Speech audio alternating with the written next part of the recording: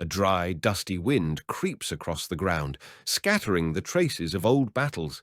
It plays with twisted arrows, licks burnt stakes, whispers in the cracks between the stones. These lands remember everything. The screams of pain, the stomping of horses, the last breath of a dying warrior. The stones in the canyons whisper tales in a language that only shadows remember. Somewhere high up, a bird cuts the sky with its wing and calls to the sun, as if calling to those who are gone but not forgotten. No flowers grow here, but the blood spilled in the sand sprouts memories. There are no victors in this land, only dust and memory. The memory of those who lived, loved, died, and disappeared without a trace. He appeared when the sun was hiding behind the ridge, and the darkness of night began to slither across the plains like an old wolf's pelt. Where his footsteps tread, the grass stopped growing. He was not seen during the day, only in the glow of the fires, in the glare of the steel, in the rustle of the wind. He was like a shadow from the past, like vengeance brought to life from the sand. He was known by a name they feared to utter, Shadow Wolf. It was said he was born amidst thunder and fire, when the sky became angry at the earth and lightning struck. His mother died in childbirth, his father fell in battle, and he grew up alone, raised by nothing but a thirst for survival. His teacher was hunger, his mentor was pain. He knew the smell of blood before he could even speak. He knew no fear, only purpose. When Shadow Wolf came, no one survived. His attacks were lightning fast, his spear an extension of his will. He left no trace, took no spoils, only death, quick as a whisper. He was not a chieftain, but he was respected more than many chieftains. He was feared like a storm. His eyes were like two nightstones, reflecting not light, but darkness. He spared no one, soldier or settler. His vengeance was not blind, it was a right. Each blow was a patch for the tribe's former pain, for betrayals, for lands taken by the whites. He came without a sound. It disappeared without a trace. And then her. The carriage creaked along the dusty road, cutting across the plain like a boat on a forgotten sea. Inside, among the suitcases and books, sat she, young, blonde, with a face that knew no trouble. Her dress was the color of milk, and on her lap lay a volume of poetry. She was reading and smiling, as if the words on paper were more important than the reality behind the thin curtain. Behind her was the east, with its green hills, tea salons, and the coolness of morning dew. Ahead was the west, where the earth breathed heat, and the people lived as if every day were their last. She was going where borders are not drawn on maps, but carved with a knife into the skin of history.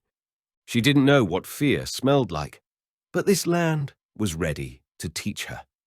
The fire crackled in the center of the circle, illuminating the old man's wrinkled face. He sat motionless, as if he himself were part of this land, as ancient as the rocks, as silent as the desert at night. Around him the children were listening, but he was not speaking for them. His gaze was directed somewhere deep into the past, toward the shadows that no longer moved. He knew things that were not written about in books. He kept not the stories, but the scars of the tribe. And of all the legends, there was one that troubled hearts more than any other. It was said that Shadow Wolf left one day, not after a battle, not under cover of vengeance, but for a woman, a white woman. Since that night, no more blood flowed because of him. His voice faded from the night. His spear was silent. He vanished into the silence as if he no longer existed. They said she had tamed his soul. But was it possible to tame the storm without losing oneself? The old man didn't know. Only the wind remembers, or maybe only she. This is not a fairy tale. It is a dusty truth, born where blood soaked into the sand and silence became heavier than a gunshot. It is a story not of heroes, but of the living, about pain that has been humbled, about the love that sprouted through the stone. A story about a man who became a wolf, and the wolf that became a man. One day, when the night broke with thunder and the sky poured all its anger onto the dried earth, A boy was born in a dilapidated tent, shaken by the wind. His mother did not survive. Her breath faded away like coal in the rain. The father had fallen long before on the southern border where the earth had taken too much. No one wept, no one sang lullabies to him. Only the old woman, a midwife with a face like dried buffalo skin, looked at him like a sign, silently, hard. He didn't bring light, he brought a reminder. Revenge. That's what he came with. He wasn't given a name. It didn't come with birth. It came with blood, and waited for him to grow enough to earn it. He grew up among hunters and widows, in a tribe where every day was a battle for survival. He learned words later, first learning the language of pain and hunger.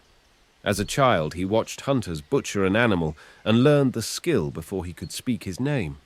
Every wound he endured was a lesson in how not to give in to fear, how to silence the cry in his heart.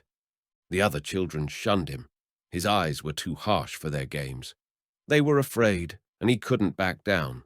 When they hit him, he hit back. His strength grew like a fire in the night. His first hunt was a test. He followed his elders, breathing in the smells of forest and blood. His heart beat louder than a chief's drum when he first fired an arrow, and for the first time he tasted life and death at the same time. The blood that spilled onto the ground was his first victory, and his first step on the warrior's path. One of those days when the sky seemed to hold its breath, the tribe was suddenly attacked by soldiers. He was just a child, hiding in thick bushes where branches scratched his face and tore his clothes. Through the leaves, he saw an old man being mercilessly killed, the one who had first given him his name, though not out loud. The old man who had taught him patience and strength, who had been his last link to the past. A fire flared in the boy's chest that knew no mercy. In a fit of rage, he grabbed a knife, an old rusted blade forgotten by someone in the dust. He sprang from his hiding place and with cold determination plunged the blade into the neck of one of his attackers. Blood spurted, and it was as if the world around him froze. For the first time, he had killed. But no one hugged him. No one said he was good. The tribe did not celebrate killing. They accepted it as a necessary evil. He was met only with silence and hard stares. The silence was harsh but fair. In that moment, the boy was no longer a child. He became a man, a shadow wolf, a warrior that was born not with a song, but with the cry of a blade. He grew like a storm over the prairie, sharp, indomitable, unpredictable. The tribe's warriors revered him as the best of the best, a fighter whose blade never missed, whose gaze pierced through his enemies. His face was painted with the colors of war, lines and spots, like the shadows of ancestors that whispered to him to go on, sparing neither himself nor his enemies. The scalps of those who crossed his path hung from his belt, a terrible reminder of the shadow wolf's power. He did not seek glory, but it came to him with every fight. His name became a legend, whispered around campfires and feared by children. In battles with the cavalry, he was like a shadow slipping between hooves and gunfire. He learned the weaknesses of the horseman, knew when to retreat, when to strike. One day, he stood alone against an entire patrol, hiding in a thick thicket, waiting for the moment. He crept up and struck each one as if he were the very death that came down from the mountains. Another time, in the mountains, with a Winchester in his hands, he endured a night fight with his pursuers without giving a step back. His marksmanship and cold calculation amazed even the most hardened soldiers. But it wasn't just a fight for survival, it was revenge. Each battle was a response to loss, to wounds, to the bitterness of betrayal. His blade was the voice of pain, his step the echo of old grudges. He was more than a warrior. He became a symbol of a fierce strength that does not give up, that does not forget. Shadow Wolf is a ghost that comes with the storm and goes, leaving behind only a trail of blood and ash. At night, when the noise of battles and the crackling of fires had died down, he retreated to the shadowy hills. There, alone, He would raise his head to the moonless sky, where the stars seemed like the cold eyes of ancient spirits. His eyes did not sparkle with joy, did not know a smile. There was no room in his soul for love or faith in the world the old men at the fire spoke of. Dreams haunted him like shadows. The faces of those he had killed flashed before him in the cold gloom. He saw the mother he could not remember, the woman whose breath had been extinguished at his birth. They called out to him, but he could not answer. These dreams were an endless pain and emptiness that he tried to drown out with the rumble of drums and the noise of battle. He spoke to the spirits of the tribe, to the wind that whispered through the trees, or perhaps to the silence itself, no matter who listened, as long as someone heard. In those moments, his face became a mask, hiding the storm within. He was not afraid of death, it was his constant companion. But he was tired of it, tired of endless loss and loneliness. The wind rang in his ears like a call to something great and unknown that waited beyond the horizon. He felt not only a beast living inside him, but also a longing for a life he could not live, for a world that was slipping through his fingers like sand. His spirit yearned for movement, a new path stretched ahead, but he did not yet know that it would lead him to the woman who could tame his wild world.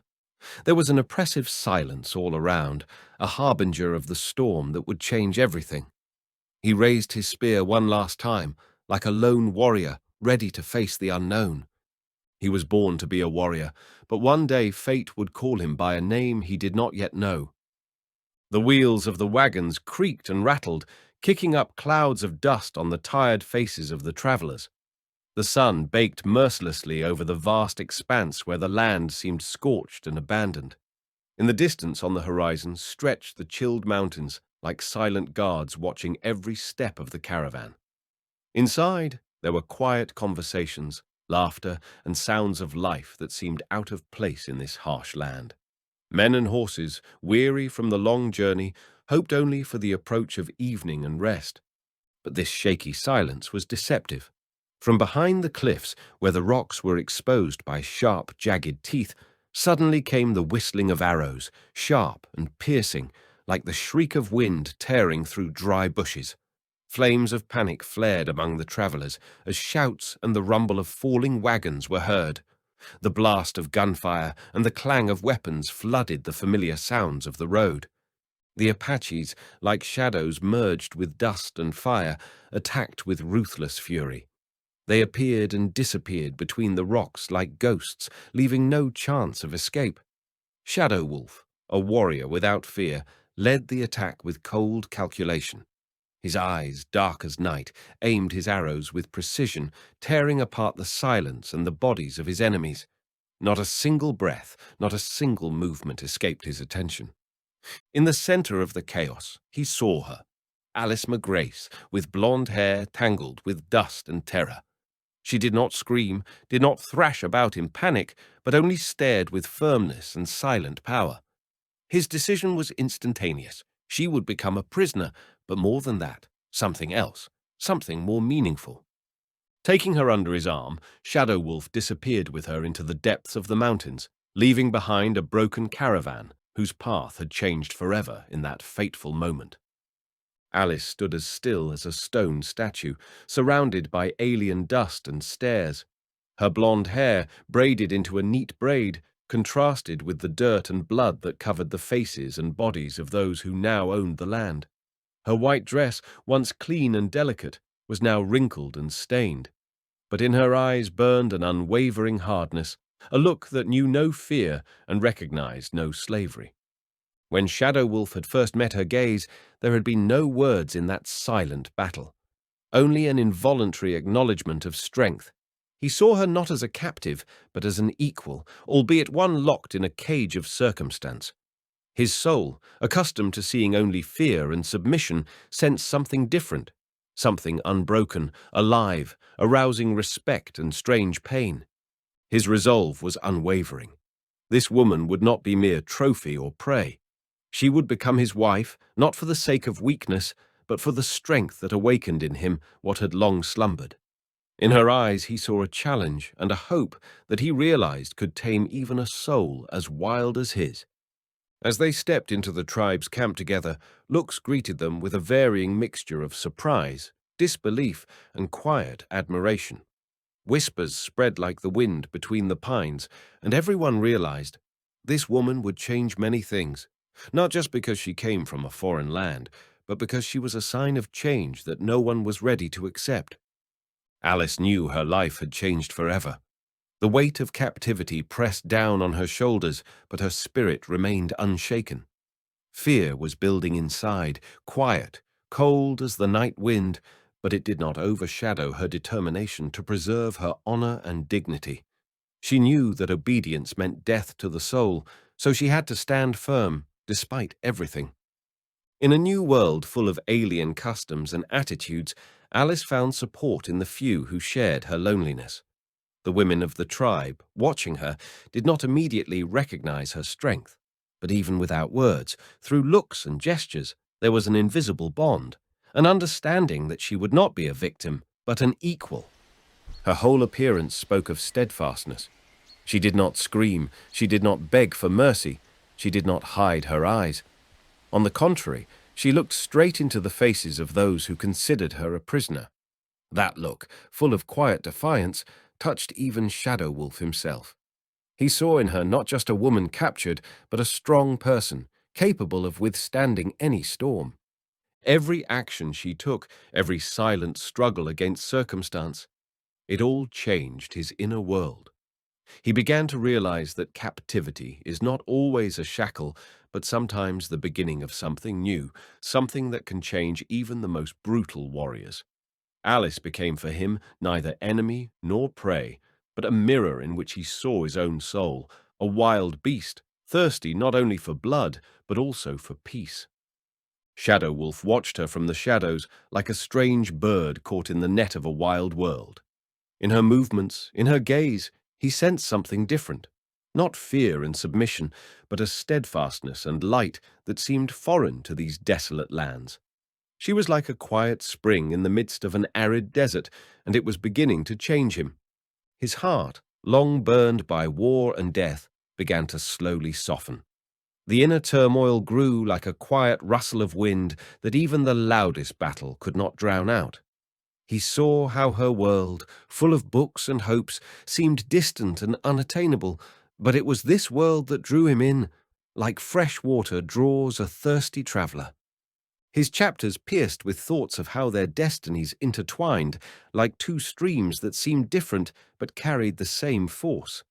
Life. He realized that this was not just captivity, not just a chance encounter. This was the beginning of something profound, something that would change him forever.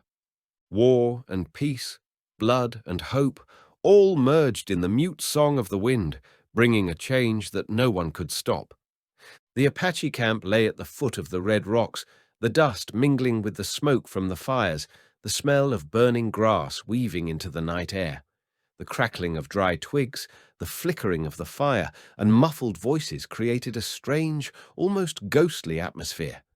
In this cruel silence, Alice could feel every breath of the alien world, the world in which she was a prisoner. She walked among the tribe, clenching her fists, but never letting up. There was no fear in her eyes, only a determination to maintain her dignity. Her light dress, once white and clean, was now covered in dust and scratches, a contrast that screamed of her foreignness. She eyed the warriors with distrust, seeing a mixture of suspicion and curiosity in their gazes. Shadow Wolf watched her from afar, as if assessing her every movement, every silent word. There was an invisible wall between them, a silence and tension that kept them apart. Alice knew she had to be stronger than that wall, or it would break.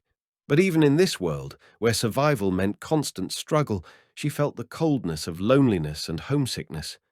Each night brought new thoughts of the life she had lost and what could be next. Her past, filled with books, light and comfort, now seemed like a distant dream. Here, however, there was only dust, fire, and brutal truth. But even in this heat, she wouldn't let herself forget who she was. Her heart beat in the rhythm of hope, keeping her inner fire burning. In a camp where every gesture was a challenge, an invisible struggle was brewing between Alice and Shadow Wolf. He, accustomed to fear and obedience, faced her intractability, light as dawn and hard as the stones on which their horses stood. Their every look was a challenge, their every silence an interrogation. He sought to understand this woman from another world, where words meant more than shouts and weapons. But she would not yield to his attempts. Alice showed no fear, no bowed head, her spirit burning despite the blows of fate. She knew that strength was not only in weapons, but in the stubbornness of the soul. Inside Shadow Wolf, a struggle was brewing. The warrior born in blood and pain felt something new and incomprehensible awakening in his heart. Iron resolve and equanimity began to waver in the face of this bright, unruly soul. Doubt appeared in his gaze for the first time, not a weakness, but an invitation to change. Alice, on the other hand, despite the hardships of captivity, would not allow herself to be broken. Her strength lay not in her fists, but in her ability to look fear and pain in the eye and not look away. She was more than just a captive. She was a challenge, a revelation, a mystery to a warrior who was accustomed to seeing women as mere shadows or prey. So in these silent meetings, in the tense silence of the camp, the first threads of change began to be woven. Threads that neither of them could yet untangle. Between the fire of war and the grass of hope, a new game was brewing, a game in which the stakes were much higher than life. Night descended upon the camp, wrapping everything around it in a dark blanket. The quiet crackle of the fire merged with the rustle of the grass and the distant howl of the wind. In this silent darkness there was a gentle voice, a song, soft and quiet, like the whisper of the wind among the dry branches. It was Alice's song, singing of a home where light and warmth were eternal companions, where souls knew no pain or fear. The sound penetrated through the thickness of the night and reached Shadow Wolf's ears, causing him to freeze. He stepped back into the shadows as if afraid to disturb this gentle phenomenon.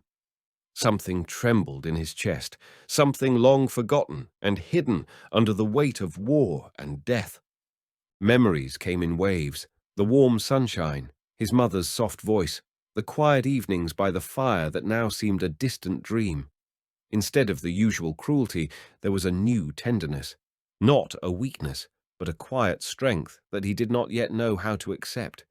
This song, like that first spark in the darkness, awakened something new in his soul, a hope he had thought lost forever. With each sound, the hearts of wolf and man began to beat in the same rhythm, doing the impossible, softening the steel of his soul. The night was witnessing a warrior who had grown accustomed to loneliness and pain, but for the first time felt the call that was leading him to change. The song continued to sing, dissolving into the wind, and he stood in the shadows, unable to turn away from the new light that was breaking through the darkness. Night lifts his eyes to the stars where the wind whispers, a harbinger of change. The camp is plunged into silence, where every breath seems to be delayed, and the heart beats in anticipation of the coming storm. Alice and Shadow Wolf are two worlds, separated by walls and gazes, but bound by invisible threads of fate that grow stronger by the minute. Flame and grass can burn together, but only when someone finds the strength to put out the fire and keep the tenderness alive. And in that silence, under the cover of night, their new story begins. A story where the battle will not only be on the battlefield, but also in the soul. Night shrouded the camp in its deep blanket, and silence hung like a dense fog. Only the faint crackle of a fire crackling in the darkness and the distant sounds of the nocturnal inhabitants echoed through the deserted valley. There was not a sound of humanity around, only the breath of the wind playing with the sand and the rustling grass. In this silence, almost sacred, the two silhouettes sat side by side, not saying a word. Alice, wrapped in a modest cloak, stared at the smouldering embers, her eyes reflecting the firelight and something more question, hope, and weariness. Nearby, a little farther away, stood Shadow Wolf, a stern warrior with eyes full of dark depth and unsolved mystery. There were no words in common between them, but the silence spoke far more than any conversation could. He did not understand her speech, she his language. But the glances, the barely perceptible nods, the subtle gestures of their hands, and the elusive movements of their bodies created a bridge between them that was never stronger. It wasn't just tolerance, it was the birth of trust, fragile yet enduring. In the moments when their gazes crossed, it was as if they were sharing something intimate that lay beyond words. Sometimes the wind brought whispers of the past, mingling with the crackling of the fire, and it seemed as if the night itself was listening to their silence, embracing and protecting them. In this space, full of unexpressed thoughts and restrained emotions, a new tenderness was born, not from the world of words, but from the deep understanding born in the silence. Everything around them spoke of separation, different cultures, different destinies, different worlds. But here, by the same fire, among the stars and shadows, the divide was softening. There was no need to explain why they were near each other. It was enough just to be. Near, together, in this moment where silence became their first common language. The camp, plunged into the darkness of night, was suddenly enlivened by anxious whispers. Amid the flames and shadows, a young tribesman appeared, his body wounded, blood soaking the fabric of his clothes and the dried earth beneath his feet. The wound seemed mortal, and every breath was given with excruciating pain. Whispers of women and men filled the air, but hope was thin and shaky. Alice watched the scene, her heart clenched with pain for this stranger. Despite her fear and alienation, she couldn't stay away. An inner voice urged her to act, to help those in need, despite all barriers and differences. She stood up and, almost without thinking, walked over to the wounded man. Glances swept around her, incredulous, wary. The women of the tribe looked at her doubtfully, not understanding how the blonde captive could dare to touch their sick man. But Alice did not hesitate.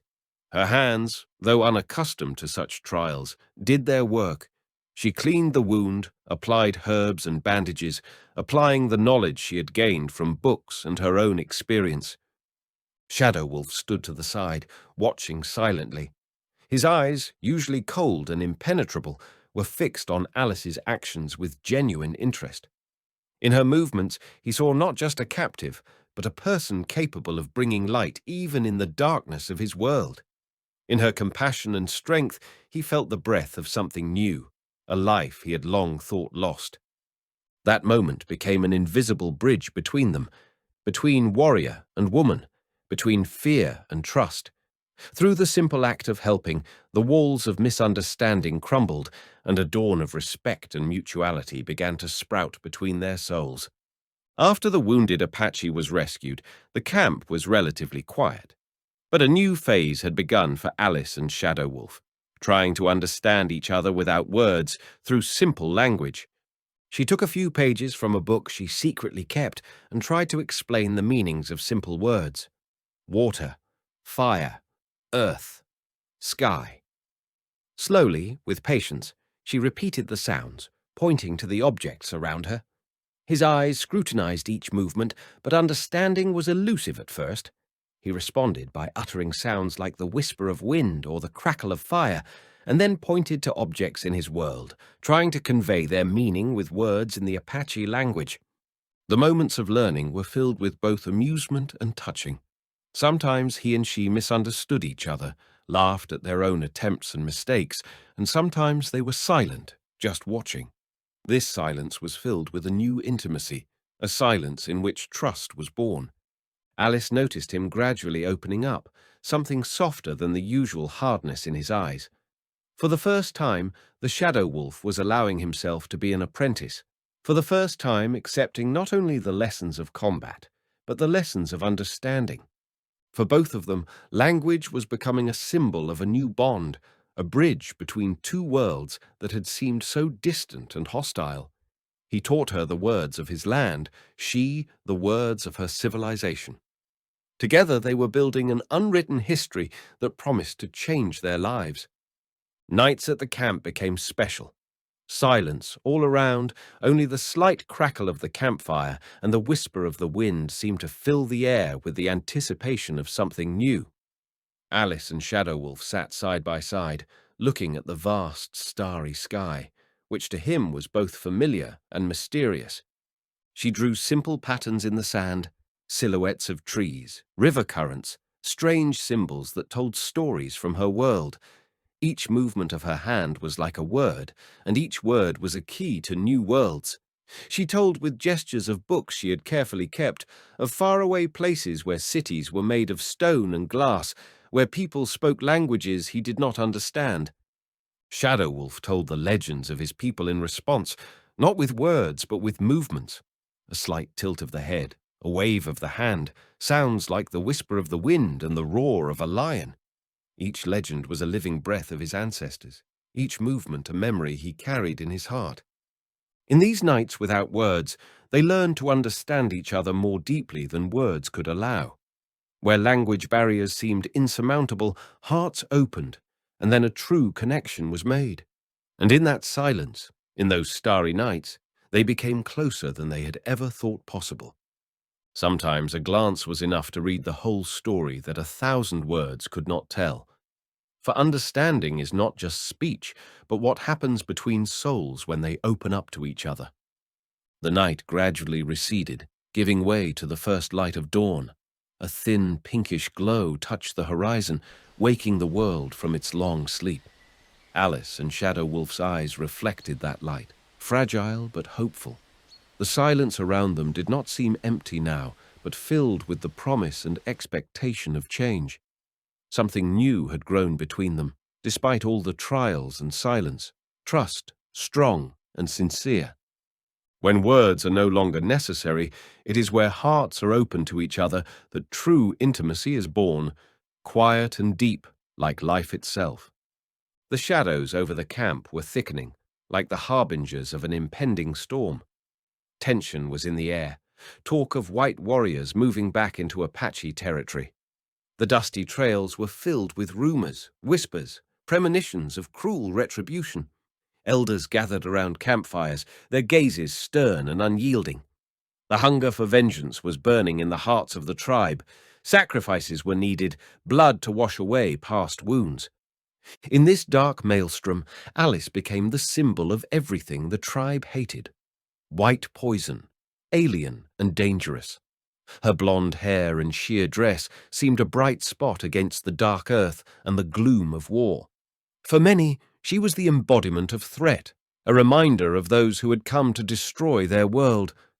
Shadow Wolf stood in the center of this vortex, feeling the weight of expectation pulling him in different directions. His duty was to be a warrior of his people, but his heart was drawn to the one who had awakened something new in him. A rift grew inside, between cruelty and tenderness, between rage and doubt. The wind carried the scent of change, and he knew that soon he would have to choose who his destiny belonged to.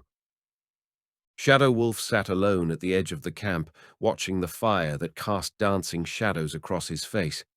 A storm raged within him, a war between duty and sentiment, between old blood and new hope.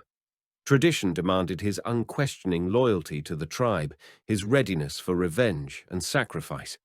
But in his heart he kept the image of Alice, her blonde hair, proud gaze, and rebellious spirit that reminded him of something distant and elusive. Her every smile seemed a challenge to the cruel world he lived in. He saw her stand in the midst of chaos, never losing heart, never letting fear overwhelm her. In these qualities of hers, he found a strength and light that he could not bear himself. Memories of battles, screams, and blood mingled with thoughts of her quiet steadfastness. The fear of losing everything he knew gripped his heart, but even stronger was the desire to protect her at all costs. He knew that this choice would change him forever, to become more than a warrior, but something more. The path of change began with a single step, the determination to risk everything for her, for the light that was awakening in his soul. The tribal leaders were gathered in a circle, their faces stern and unwavering. Alice, like the ghost of a foreign world, had become a symbol of enmity and fear, the white poison that had penetrated the heart of their land. Accusations rained down like sharp arrows, overpowering any voice of advocacy. Her name sounded like a brand, a sign of treason, a threat to everything they held.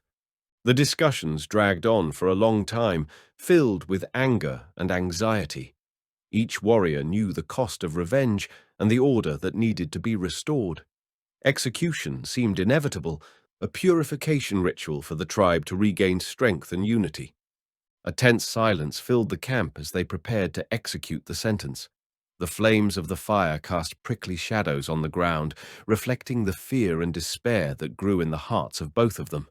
Alice stood with her head proudly raised, lips clenched, not letting the fear consume her. Shadow Wolf felt his heart clench. He was in danger of losing not only her, but a part of himself. At that moment, the execution seemed not just a punishment, but the final frontier where the fate of their destinies was decided, bound by the invisible ties of love and betrayal. Something more than death hung in the air: hope, struggle, and the inevitability of change. When the hour of execution came, Shadow Wolf could take no more. His determination took precedence over his duty to his tribe. In a moment of determination, he stood between Alice and the priests, blocking the path of death.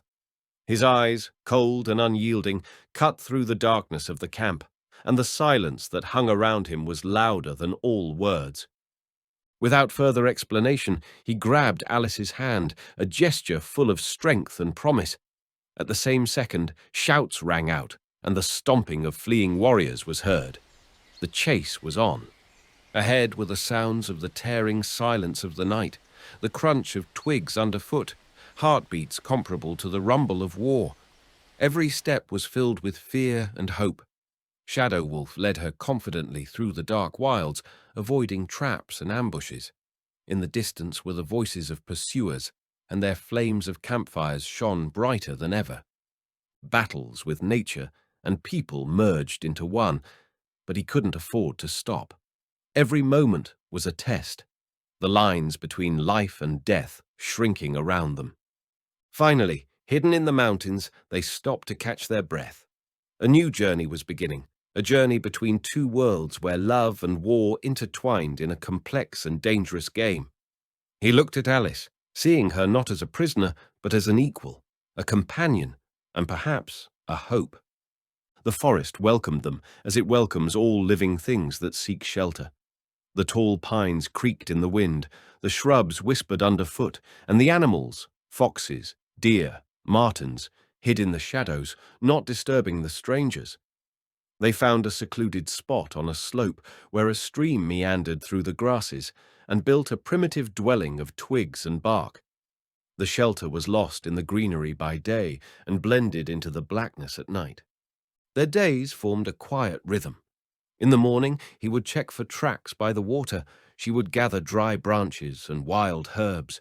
They cooked meals over an open fire, eating in silence, as if words were a luxury they cherished.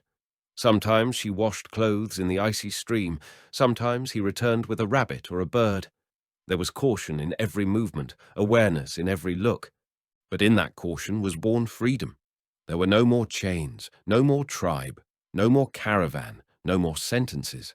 Only the earth beneath their feet, the sky above their heads, and the breath of the forest that merged with their own. They lived like animals, wary but real. The forest was changing. The wind was getting cooler, the leaves heavier, the air clearer. In the early morning they awoke to the cry of birds. In the evenings they watched the fire, covered in their skins. The smoke smelled not of fear, but of home. Sometimes he taught her to identify footprints on the ground, and she told him about plants whose names sounded like whispers of a foreign world. And in that silence, in the damp breath of the forest, something in them began to change. Unknowable, but not scary. He was showing her how to hold the bow, shoulders relaxed, grip firm, eyes forward. She tried again, cringing at the tension of the bowstring, laughing as the arrow went into the ground again and again. But each time it got better, her hands grew stronger, her movements more confident. He noticed it silently with a glance, and when the arrow struck the tree, he just nodded. That was enough. She taught him differently, not by force, but by observation. She showed him how to distinguish an edible plant from a poisonous one, how to recognize the shape of a leaf, the smell, the structure of a stem.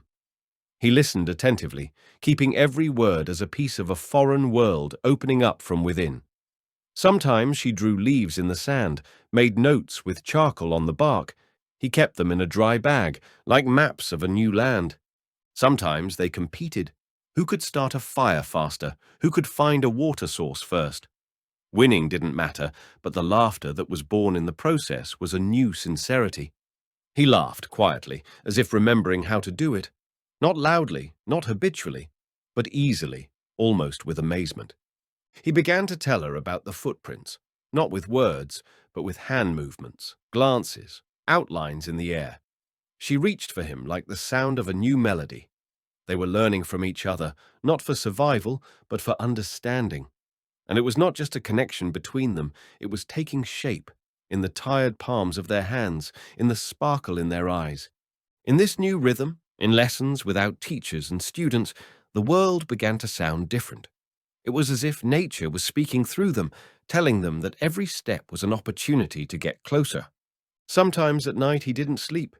He would sit by the fire, looking into the fire, as if searching for something ancient and undying in it. She felt this silence, not empty, but full of images. One day he began to draw on the ground with a charcoal, a circle, two intersecting silhouettes, a wolf and a bird. Then he drew a black spiral that broke the circle and pointed to his heart. She didn't realize it at once, but she understood the main thing. It was his dream. He was showing her his night terrors as best he could. In one dream, the spirits of the ancestors were calling him to the desert, but the voice was muffled, as if through water. In another, he was walking on ashes, and everything around him was familiar and dead. She didn't know the language of his dreams, but she understood the language of pain, and he felt it, and so he continued. She drew the house in response, not the building, but the warmth inside. Drawn stars that didn't burn with fear, and trees that didn't whisper threats. And then she put her hand on his, and he didn't pull it away. In her silent presence he felt the heaviness go away. The dreams still came, but not as a judgment, but as a memory to be shared. In his eyes, she was no longer a stranger, and he was no longer a shadow. He was beginning to believe he could be something else. Not just a warrior, not just a son of earth and pain. She didn't speak of forgiveness, didn't speak of kindness, but her silence took him in, and that was enough for something in him to begin to melt. The forest wrapped them in its silence, as if not wanting to scare away what was barely beginning to sprout between them. The days passed, and every movement, every touch became softer, more deliberate. He no longer averted his gaze when he met her eyes. She wasn't afraid of his shadow when he walked by. One evening the two of them were gathering moss by a stream. The water murmured, reflecting the pale light of the passing day. Alice stumbled, and he caught her before she fell into the icy water. Their breaths came together in a single sigh. He didn't let go of her right away. She didn't pull away. Later, by the fire, she watched him carefully dry her sleeve by the fire. The movements of his rough hands were careful, almost gentle. He sat down next to her, a little closer than usual. The long silence between them was no longer a wall, more like a soft cloth in which they were both wrapped. He touched her shoulder, tentatively, as if asking. She answered with a look that had no fear in it, and then he leaned in. Everything happened quietly, uncluttered. It was as if the forest had frozen, allowing this moment to happen. The kiss was unhurried, like their days. Not a flash, but a breath, deep and warm. She felt his palm trembling. How her heart sank. There were no promises in that touch, only truth, their truth. And when they pulled away, there was no need to explain anything. The fire crackled, the stars slowly coming out into the black sky. The forest was silent, but in a different way, silent to let them be. Night descended softly, like a blanket that covered all living things in its silence. A light wind moved the leaves, the fire burned out, casting a warm glow on their faces. They sat side by side, not touching, but no longer needing to touch to feel each other. There was no fear in the silence, only peace and a quiet expectation of the new. The forest no longer seemed alien, nor did the world between them. All that was left behind was lost in the gloom, and ahead was borne a road not yet travelled. But now they knew that if the two of them walked together, neither cold nor loneliness would harm them. And the narrator's voice is like the echo of a campfire. Sometimes the beginning looks like an escape, but if hearts move in the same rhythm, even exile becomes home. The forest, which had hitherto seemed a refuge and a quiet abode, was suddenly filled with disturbing sounds. The distant stomping of hoofs rolled through the trees like peals of thunder, and the sharp clangs of weapons tore into the silence. The air was filled with the smell of hooves and dust as they quickly approached their hiding place. The wind stopped whispering, freezing in anticipation of the coming storm. They felt it before they heard it. Tension seemed to run through their bodies, goosebumps from the premonition of danger. Without further words, without panic, a silent struggle for survival began. He was the first to take a position at the edge of the forest, listening for the approach of pursuers, and she was next to him, ready for any twist of fate. The shadows thickened, and their movements became more and more cautious, each step like a knife's blade.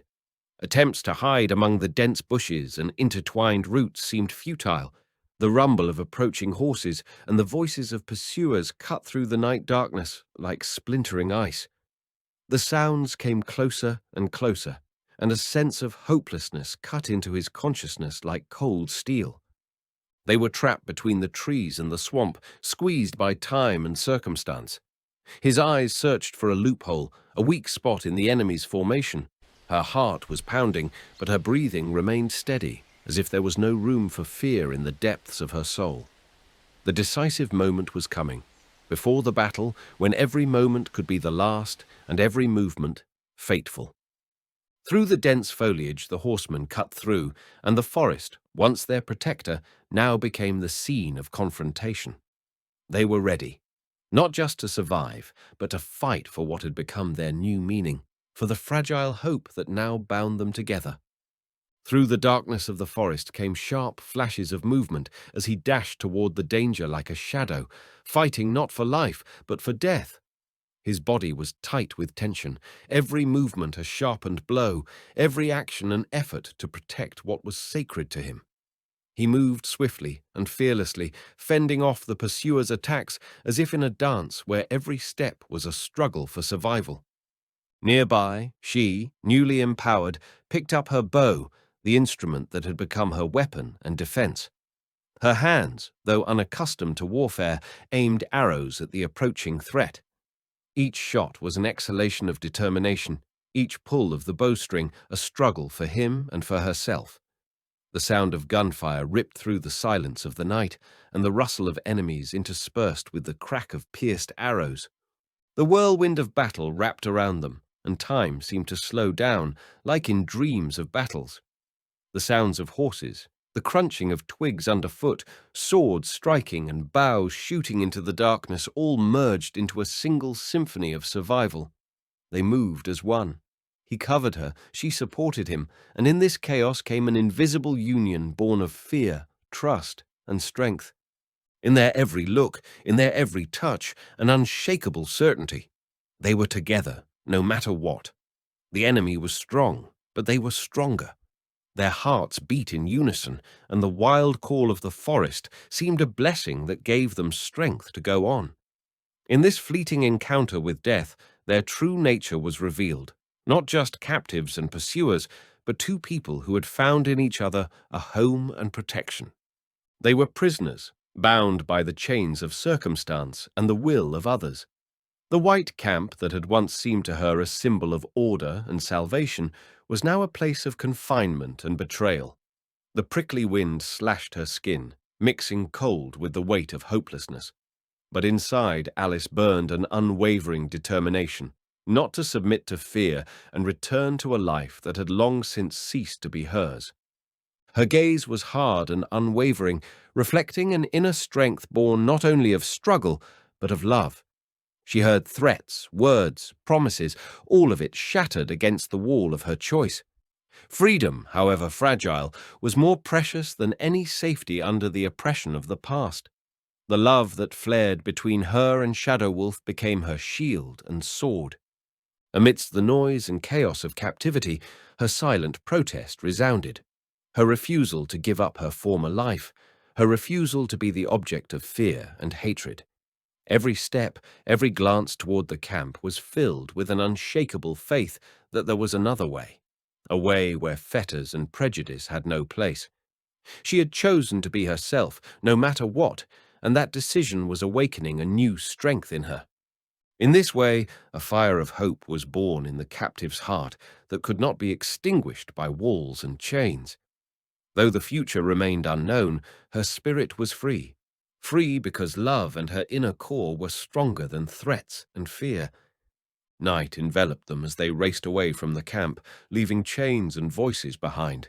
Their hearts beat in unison with their footsteps on the stony path that led to the remote mountains, where silence was their ally and danger their eternal companion. The wind carried the scents of pine trees and cold earth, and the shadows thickened as if they held secrets they had yet to uncover. In these mountains, among the sharp rocks and whispering pines, a sinister shadow of the past caught up with them, an Apache chief, an old enemy of Shadow Wolf. His gaze, cold and ruthless, spoke of long-buried hatred and readiness for a decisive fight. He had been waiting, and now that encounter was inevitable. The flame of battle flared up again, but with it came a new note, a test that would either destroy them or strengthen the union of the two worlds. There, among the mountains and winds, fate was preparing a new twist for them, a challenge that could not be turned away from.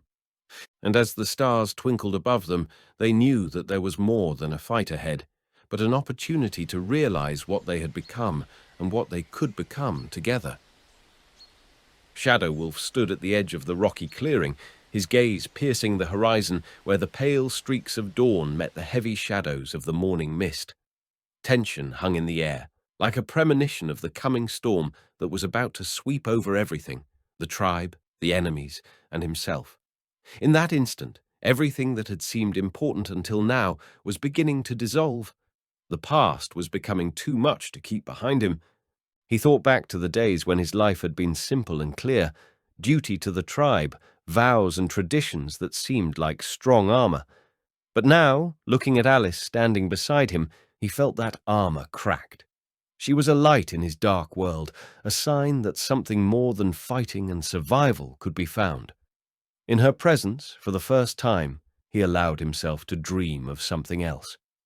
Time was gathering their strength, and every gesture, every look between them was filled with determination. They were not just fugitives, not just warriors caught between two worlds. Together they were becoming something new, an alliance ready to accept the trials of fate without losing themselves. The forest around them seemed frozen in anticipation. The wind playfully rubbed the leaves, reminding them of inevitability and change. Shadow Wolf clenched his fists. The fight would be hard, but this time he was not alone. With Alice by his side, he felt he could face any storm, and that their battle was not just for life, but to leave something real behind. Thunderclouds hung over the battlefield, mixing the sounds of war with the roar of wind and bursts of gunfire. Shadow Wolf stepped forward as if part of the earth itself, his heart beating to the rhythm of the battle, fast, hot, but measured. Chaos raged around him, shouts, the whistle of arrows and hoof-stomping, the clatter of weapons against shields and bones.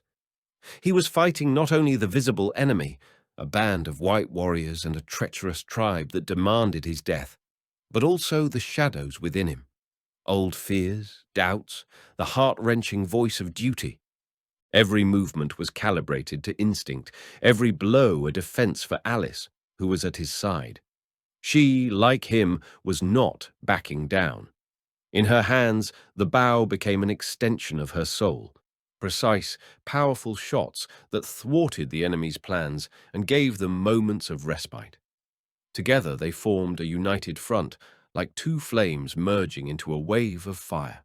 Their mutual support was invisible but tangible, like a strong shield that protected them from any blow. Time seemed blurred, minutes stretched out, alternating between flashes of rage and quiet moments of concentration. Sudden explosions and lightning strikes piercing the sky only emphasized the chaos in which they were both fragile and invincible.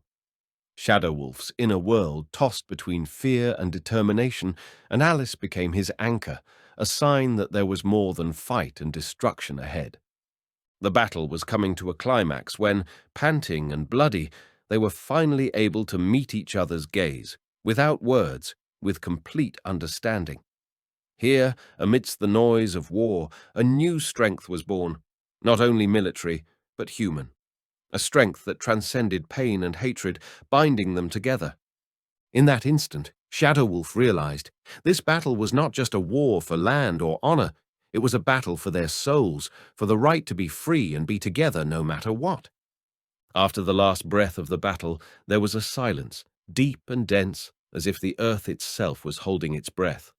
All around lay the signs of destruction: burned bumps of grass, scattered weapons, frozen bodies, tired from the fight. Shadow-Wolf stood at the edge of the field, his gaze fixed on the sky, where soft streaks of dawn were spreading. That light seemed different, not the familiar cold of battle, but the warm promise of a new beginning. It was as if a dam had burst within him, releasing a flood of feelings that had previously been swamped by the storm of war. He realized that he was no longer a prisoner of the past, no longer a tool of the tribe, no longer a shadow of ancient traditions. He was a man now, with his own history, with the choices he had made, and with that woman by his side who had become a light in the darkness for him. The old wounds, both physical and spiritual, began to slowly heal, giving way to an inner peace. The image of the fire that had once served as the center of the tribe had become a symbol of something else: the heat that warms rather than burns, the life that heals rather than hurts. Its smoke rose into the air, dissolving into the wind, like a memory not to be forgotten, but to be let go. The wind, carrying the scents of the forest and the mountains, reminded them of the freedom that was now their companion. Shadow-Wolf took a deep breath, feeling a new strength awakening within his soul, the strength of a man ready to move forward, carrying with him not the burden of the past, but the light of hope and love. He realized that his way was not enmity but peace, not loneliness but unity, and this farewell to who he was the beginning of who he would become. Leaving behind the battlefields and shadows of the past, they found a corner of the world where they could just be themselves, the two of them, without expectations or judgment. The new home wasn't a palace or a fortified fort, it was a place made of trust, respect, and quiet joy. The forest, with its eternal whispers and soft rays of sunshine, became their protection and refuge. Here there were no tribal boundaries, no cruelty of wars, only space to live, where they could breathe fully. Together they built not walls of stone, but walls of understanding and love, and learned to listen to each other without words. Their home was not a roof over their heads, but a fire that warmed their souls and the quiet whisper of the wind that brought hope. Here, every dawn was a new beginning, and every sunset a calmness that had been sorely lacking in the past. True strength, Shadow-Wolf realized, was not in muscles and weapons, but in a soul capable of forgiveness, love, and going forward. And now, holding hands, they were ready to face whatever path life would give them. Evening fell upon the land, and a group of children gathered around the fire, their eyes burning with curiosity and anticipation. The old man, whose voice sounded deep and calm, began to tell a story that had been passed down from generation to generation. The story of the one who once lived among the trees and winds, of the warrior who became a man. He spoke of how Shadow-Wolf had met Alice, how they had learned to understand each other without words, how love and trust could rewrite destinies. There was sadness and hope, strength and tenderness in his words, as if the earth itself were whispering that ancient song through him. He took her to wife as a beast. The old man's voice stopped for a moment, but he became a man because she was not afraid of his heart. The children listened with bated breath, and in their eyes there was a desire to become the guardians of this legend, to continue it, so that its song would not fade away. Thank you for being with us on this journey through time, hearts, and destinies. If this story has touched you, don't forget to like and subscribe. There are many more stories to come that we want to share with you. Your comments and thoughts are very important to us. See you in new stories. May the light that can warm and change the world around us live in each of us.